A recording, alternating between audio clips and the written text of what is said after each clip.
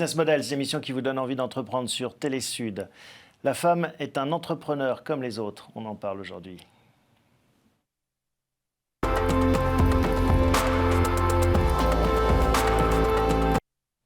Bonjour Delphine. Bonjour. Merci d'avoir accepté notre invitation. Alors, un entrepreneur comme les autres, pas encore tout à fait. Les chiffres prouvent que les femmes sont pas encore à parité dans le monde de l'entrepreneuriat. Ouais.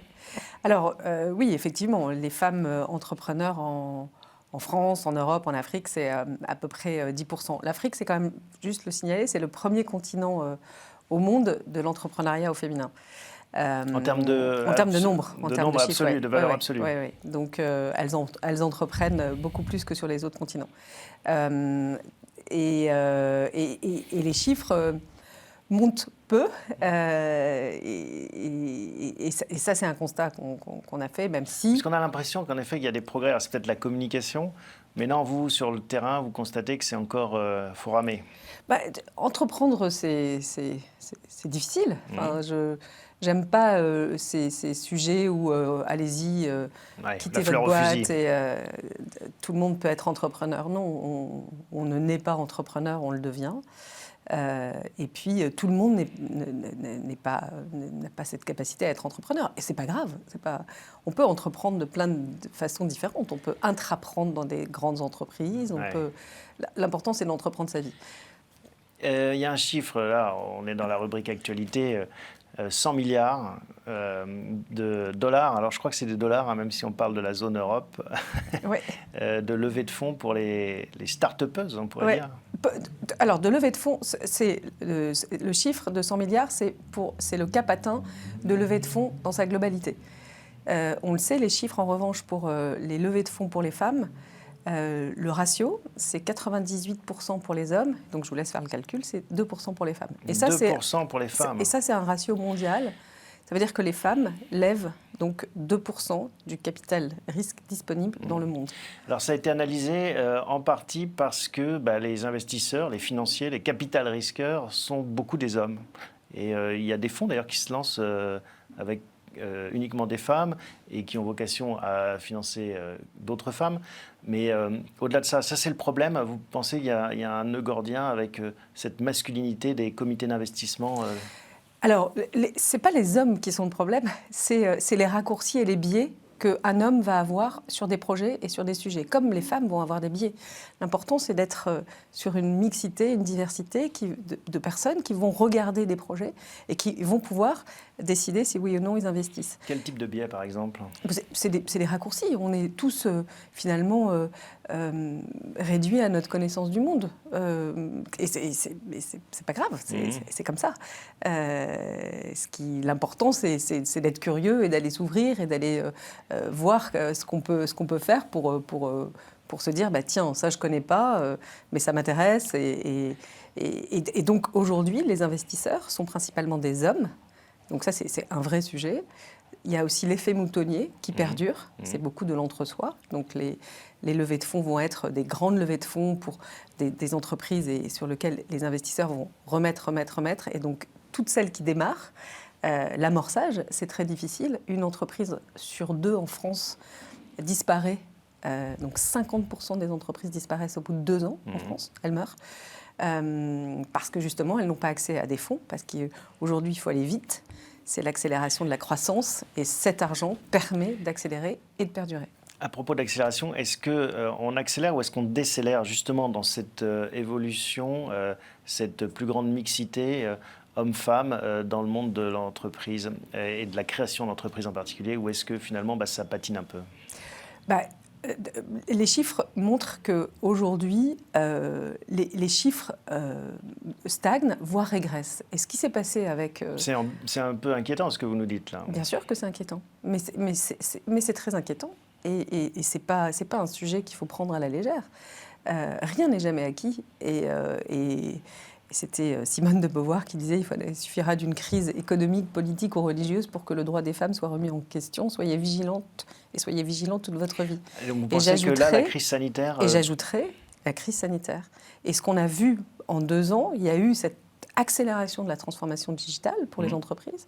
Il y a une accélération de transformation. Mais les femmes, elles, ont vécu de plein fouet la difficulté de cette crise qu'on est en train de vivre. Et pour beaucoup de femmes entrepreneurs, elles ont dû fermer leurs entreprises parce qu'elles n'arrivaient pas à tout gérer. On n'arrive pas à tout gérer en temps normal, mais en temps de crise, c'est encore plus difficile. Donc oui, bien sûr que c'est inquiétant. Après, il y a des bonnes nouvelles. Des bonnes nouvelles, il y a des réussites, il y a des femmes qui réussissent.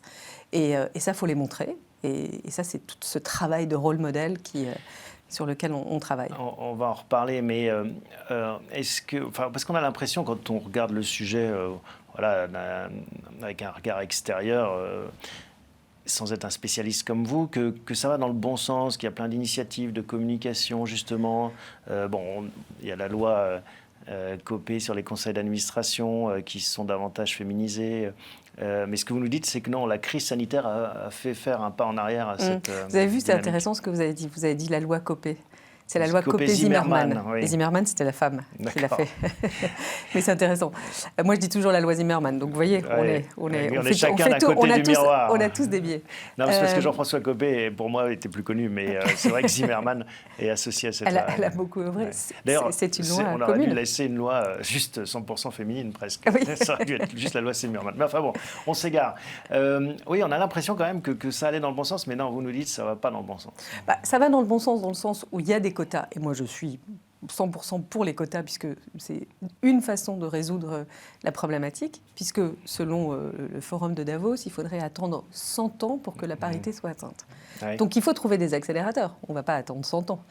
Et il faudrait donc que ça descende, que ça ne soit pas que les conseils d'administration, que ça irrigue toute l'entreprise. Bien sûr, bien Même sûr. à l'embauche, par exemple, des quotas en disant il faut 50-50. Bien sûr. Il faut ne pas être paresseux sur les recrutements. Très souvent, d'ailleurs moi je le vois avec mes équipes, on présente des profils masculins. Et tant que je n'ai pas la parité dans les CV, je ne vais pas regarder. Et je pense que c'est aux chefs d'entreprise de vraiment être vigilants sur ces sujets-là et de montrer l'exemple et d'instaurer dans toutes les actions qu'on mène au quotidien cette notion de faire attention à cette condition. Ce n'est pas la femme qui est fragile, la femme elle est puissante, les femmes elles sont puissantes. C'est sa condition qui est toujours compliquée et qui n'est pas, qui n'est pas confortable.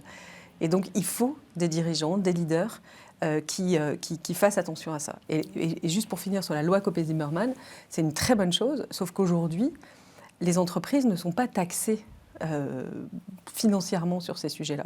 Moi, j'avais fait une proposition à Madame la ministre Elisabeth Moreno sur taxer ces entreprises qui ne sont dans l'inégalité, parce qu'aujourd'hui... Il en reste. Hein. Bien sûr qu'il en reste. Elles sont hors la loi, c'est bien de faire des lois. Il faut aussi les faire appliquer. Regarder, et j'y reviendrai, mais en tout cas, et juste pour finir, taxer les entreprises qui sont dans la loi, créer une taxe en revanche, donc cette taxe, et puis favoriser ceux qui montrent l'exemple et qui le font bien, parce que le name and shame, c'est une bonne chose, mais je pense qu'il faut imposer, mais inciter. Et absolument. Les bonus-malus, absolument. En fait. Alors, on va voir que vous, en effet, aussi, vous êtes une femme d'entreprise. On va raconter votre aventure entrepreneuriale.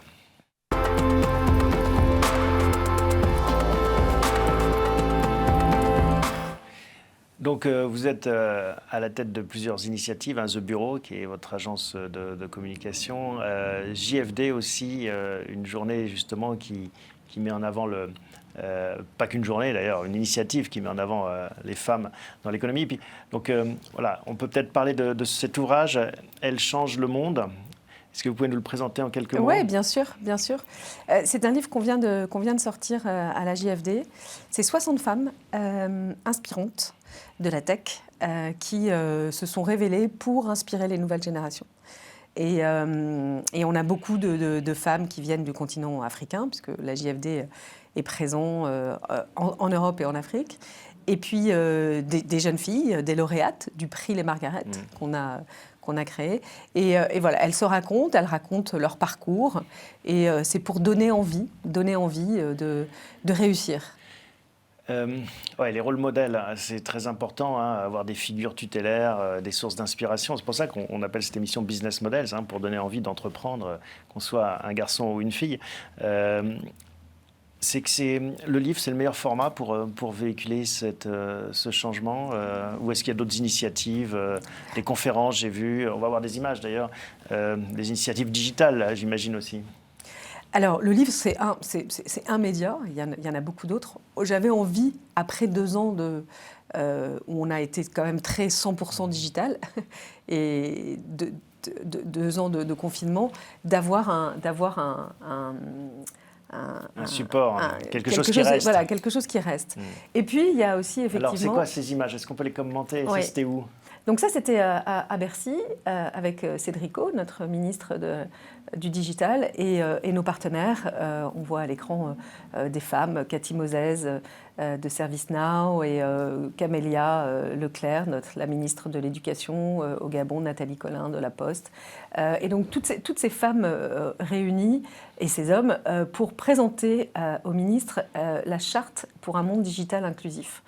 Et donc, on voit Nathalie Collin là, ici, et on voit la ministre. Et donc, toutes ces femmes qui présentent, en fait, leurs initiatives dans leurs entreprises pour changer les choses et pour accélérer l'inclusion. Aujourd'hui, les chiffres montrent que l'intelligence artificielle, par exemple, c'est 12% de femmes dans le monde qui travaillent sur ces sujets-là.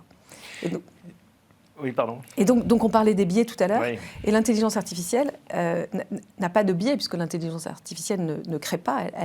Elle apprend de l'humain, elle apprend des hommes et des femmes qui la font. Et aujourd'hui, on s'aperçoit qu'il y a un vrai sujet sur ces biais-là. C'est-à-dire qu'il faut remonter très loin dans la cause de ces disparités, finalement. Tout commence à l'école. Alors, le code est un langage, effectivement. Non, à l'école, pardon. Et oui, non, mais pardon. Et le code est un langage qui s'apprend, qui doit s'apprendre très tôt. Et c'est pour ça aussi que nous, on travaille aussi avec beaucoup d'écoles ou qui travaillent aussi avec les jeunes pour apprendre à coder. Il se trouve que le code a été inventé par une femme, c'était Ada Lovelace, c'était elle qui a écrit le premier algorithme. Et juste rappeler qu'effectivement, les femmes, au début, l'informatique, c'était les femmes. Hein. On donnait ce travail parce qu'on était bonnes en maths et on faisait du tricot. Donc les militaires et les femmes de la NASA, les figures de l'ombre, c'était elles. C'était elles. Et puis dans les années 70, le numérique prend ses lettres de noblesse. Et là, les hommes s'engouffrent pour faire carrière. Une femme ne fait pas carrière dans les années 70. C'était réservé aux hommes. Et aujourd'hui, on peine finalement à retrouver cette égalité. Mais quand vous voyez les petites filles autour de vous, ou les jeunes filles que vous recrutez à The Bureau ou dans d'autres structures, vous vous dites, elles sont quand même... la nouvelle génération est prometteuse, ça vous donne de l'espoir? Bien sûr, nous on a lancé les Margaret Junior, donc c'est les jeunes filles de 7 à 18 ans, donc ce prix qu'on remet chaque année à des femmes qui portent des projets de transformation digitale. Donc oui, elles sont incroyables, elles osent, elles innovent, elles entreprennent, elles ont juste besoin de lieux et de plateformes pour briller. Et qu'on leur donne la voix et qu'on leur donne la parole. Mais bien sûr, elles sont et en revanche, elles disent une chose, c'est qu'elles disent beaucoup, et c'est là où il y a un petit signal d'alarme, c'est qu'elles préfèrent travailler quand on leur pose la question, et on fait des études, nous, chaque année à la JFD, pour comprendre aussi pourquoi elles n'y vont pas. Et elles répondent, elles préfèrent travailler dans la santé plutôt que dans le digital, parce qu'elles pensent qu'elles auront un impact sociétal plus important. Et nous, ce qu'on leur dit, c'est qu'en fait, aujourd'hui, la santé et tous les secteurs sont en train de se transformer. Mais donc, on revient à des biais culturels très forts, le care, l'éducation des petites filles qui sont... programmés pour prendre soin finalement de leurs proches, alors que les petits garçons ont plus peut-être à l'aventure. Comment est-ce qu'on arrive à détricoter ça ou à faire en sorte que chacun ait conscience de ses biais? Vous savez, prendre soin de sa planète et prendre soin des autres peut être, on parle de business model, on peut avoir des entreprises à mission. Aujourd'hui, on le sait, ceux qui ont mis à mal la planète, ce sont les mêmes qui ont mis à mal la condition des femmes. Donc aujourd'hui, tous ces projets-là sont des projets sur lesquels il faut investir, parce que c'est l'avenir. C'est le temps des femmes, y compris pour l'Élysée? Vous y croyez? Ah bah, il y en a 3 en liste, hein, Oui, donc une dont on ne parlera pas, mais une autre qui n'est pas forcément en bonne position. Puis cette troisième qui peut effectivement donner cet espoir. Vous En tout pensez cas, à qui? À Valérie Pécresse? bah, oui, je pense à Valérie Pécresse, oui, absolument. Et vous pensez que oui, en effet, la France ne s'est pas illustrée par ses femmes politiques jusqu'à présent. Il n'y a pas eu de Non, grande première ministre ou de présidente, alors que nos amis allemands, anglais ont montré le chemin déjà. Exactement, exactement. Il serait temps que ce pouvoir change de main. Ça changerait beaucoup de choses, une femme à l'Élysée, vous pensez? En tout cas, je pense que, vous savez, il y a une petite histoire d'un professeur d'école dans un pays où ça a été une femme qui a été, donc en Allemagne, qui demande à ses élèves « Qu'est-ce que tu veux faire quand tu seras plus grande ?» Et les petites filles répondent bah, « Je vais être présidente de la République ». Et donc la maîtresse leur demande « Et toi, qu'est-ce que tu veux faire quand tu seras plus tard ?» Demandant à un garçon « Toi aussi, tu vas être présidente de la République ?» Et le garçon répond « Non, non, ça c'est un métier de femme. » Donc je pense que l'importance du rôle modèle est essentielle. Oui. C'est clair. Comment est-ce que vous gérez votre entreprise, vous, en tant que justement femme? Est-ce que vous avez l'impression de faire différemment ou finalement, vous ne voyez pas de différence, vous n'imaginez pas de différence? Un jour, on ne dira plus le leadership au féminin, ou on ne dira plus... Pourtant, il y a des différences quand même. Je ne sais pas s'il y a des différences. Oui, bien sûr, il y a forcément des différences. Je suis... et je pense que je gère comme une femme. Les entreprises fondées par des femmes, d'ailleurs, sont des entreprises beaucoup plus rentables. Un chiffre, c'est 63%. Donc la rentabilité, la productivité, pour nous, est essentielle. Partager aussi, je pense que c'est... Mais je vais vous faire part d'une expérience personnelle. Hein, ce n'est pas mon rôle, mais... malgré tout, j'ai la chance d'interviewer énormément de chefs d'entreprise, plus masculins que féminins. Et à chaque fois, j'étais frappé par la qualité, justement, des femmes qui atteignent des responsabilités importantes, mais aussi par leur modestie. Et finalement, ça, c'est peut-être de l'autocensure aussi qui nuit à cette capacité des femmes à prendre le pouvoir. On a une vision du leadership qui est effectivement sans doute différent. Quand on réussit, on a envie de réussir pour soi, mais pour les autres. On a envie que cette réussite, elle soit partagée. En tout cas, moi, c'est ce que j'ai fait. C'est ce que depuis 10 ans, de mettre en avant des femmes. Je ne suis pas la seule sur le livre. C'est elles les stars, en fait, finalement. Moi, je suis juste cette plateforme qui participe à leur réussite. On est un accélérateur de croissance. Et elles ont besoin toutes, et on a toutes besoin de s'entraider. Et je pense que sinon, on n'y arrivera pas. Mais est-ce que le but, c'est qu'on ne fasse plus la différence entre un leader masculin et féminin, ou est-ce qu'au contraire, il faut garder cette spécificité des sexes? Il faut que les femmes restent des femmes et qu'elles ne deviennent pas d'autres hommes. Sinon, effectivement, c'est bien évidemment pas le sujet. Il faut qu'on garde notre féminité, il faut qu'on garde notre vision des choses, et il faut que les hommes aient un autre regard sur cette puissance. Parce que la féminité est une puissance différente, qui permet de faire beaucoup de choses très différentes, donc finalement. Et comment est-ce que vous voyez cette tendance qui veut de plus en plus gommer les sexes ou les différences entre sexes, parce que c'est pas votre combat finalement, vous revendiquez que les femmes puissent accéder aux mêmes prérogatives que les hommes, mais c'est pas justement en gommant les sexes qu'on y arrivera, ou j'ai mal compris?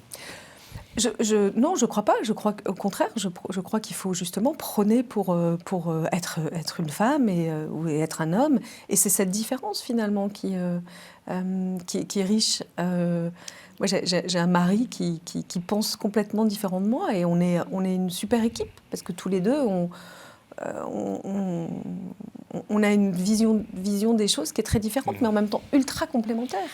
Des femmes entre elles seules, ça ne fonctionne pas. Et des hommes entre eux non plus, ça ne fonctionne pas. L'altérité est une richesse. Alors on va voir, vous, votre parcours, Delphine. Quel est-il justement dans ce monde?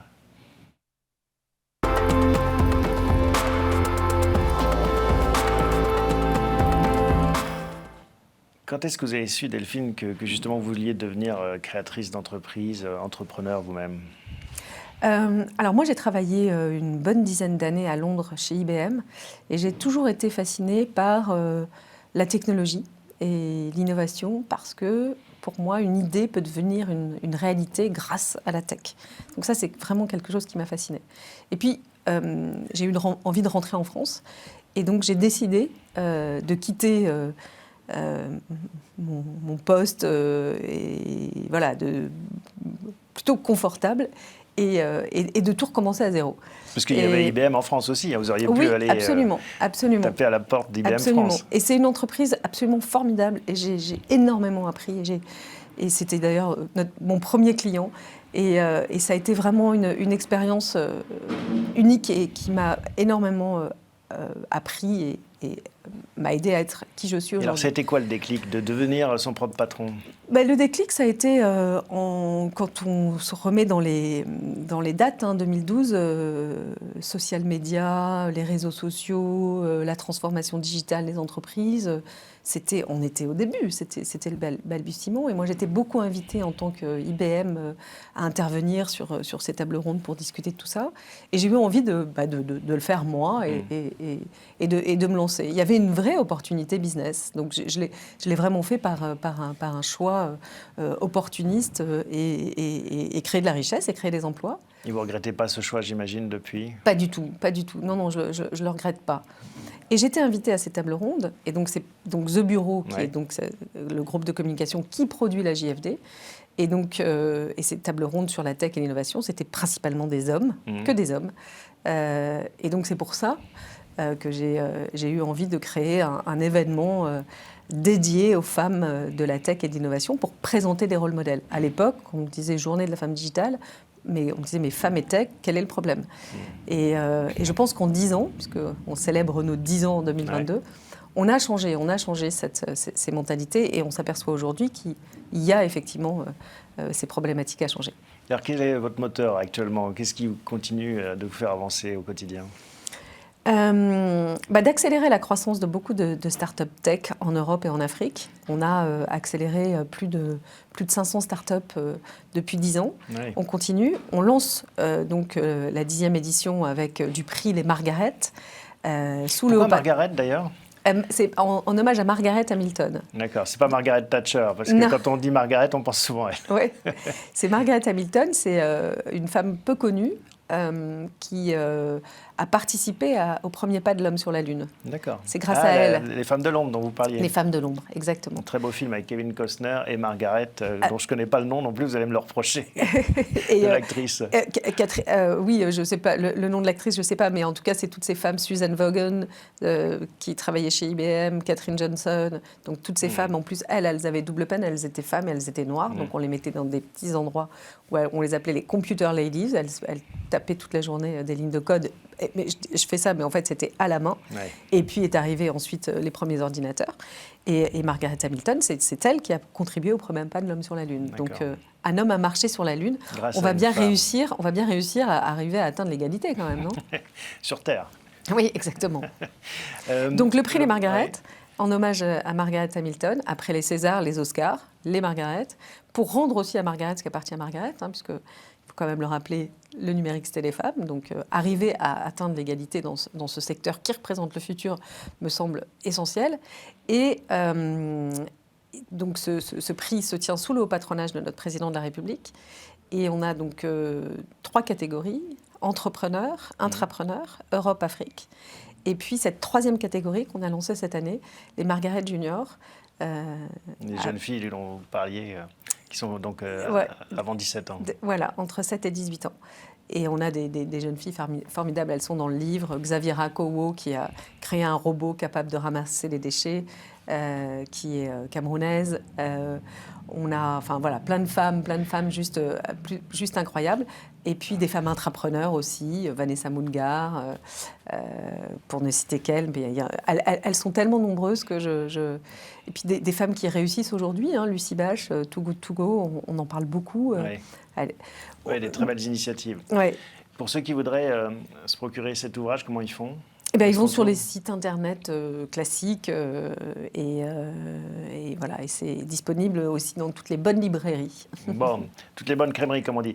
Merci en tout cas, Delphine, d'avoir partagé avec nous cette cause. Oui. Ouais, et pour ce prix Les Margaret, j'invite vraiment toutes les femmes, si elles souhaitent postuler. candidater, sur notre site, johngfd.com, pour candidater. Ça change beaucoup de choses. On offre aux lauréates 1 million d'euros de visibilité médiatique pendant 1 an, des accompagnements avec nos partenaires, et non des moindres. Et elles seront révélées au grand public la semaine du 8 mars. La journée de la femme. Absolument. On redonne le site. www.johngfd.com. Merci beaucoup pour ce témoignage et bravo pour ces belles initiatives. Merci à vous tous de votre fidélité. On se retrouve la semaine prochaine pour un nouvel épisode de Business Models.